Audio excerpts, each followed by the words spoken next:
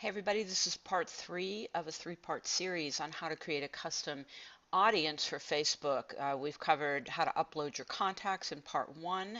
Then we covered how to find similar Facebook business pages to yours that have a lot more fans or likes than yours so you can target the people that like their pages. And this third part just expands a little bit on what is a lookalike audience. So we've already talked about audience insights. Go in there. You can pretty much target based on anything you can think of, any interest.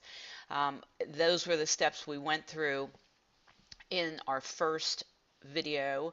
And our second video, we talked about targeting fan pages. So you can go back and look at part 1 and part 2, how to go in and get that custom audience created. And then going in, and what's happened now with a lookalike audience is when you have that custom audience created, your contact list in particular, Facebook is going to go out there and say, hey, do you want to create a lookalike audience?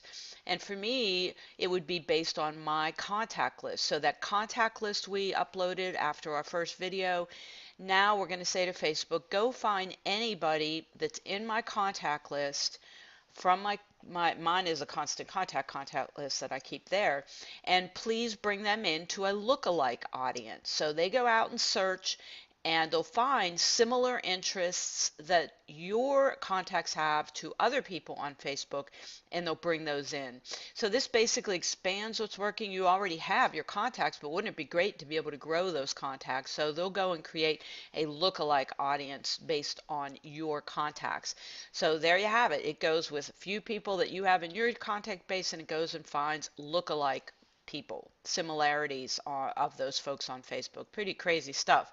So let's go over to Facebook and once again jump in to, well, I always like to start, sorry, we're on YouTube there. Let's just start on my home page so I show you how to get there.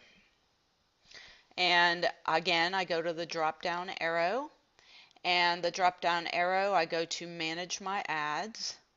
And when I'm in the manage ads section, I will see on the left hand side my audiences. So if I wanted to look and see the audience I have, I brought in a small contact list. Actually, you have to have at least 20 in your contact list. You can see it was too small, but if I were going to target it or do a lookalike, I would have to have a larger audience than that. So if I click create audience, it's going to say, what do you want? Now we already did our custom audience. Remember, we brought in our contacts, but now we want to do a lookalike audience, and this is where it's going to say choose your custom audience, and you can choose it based on a business page,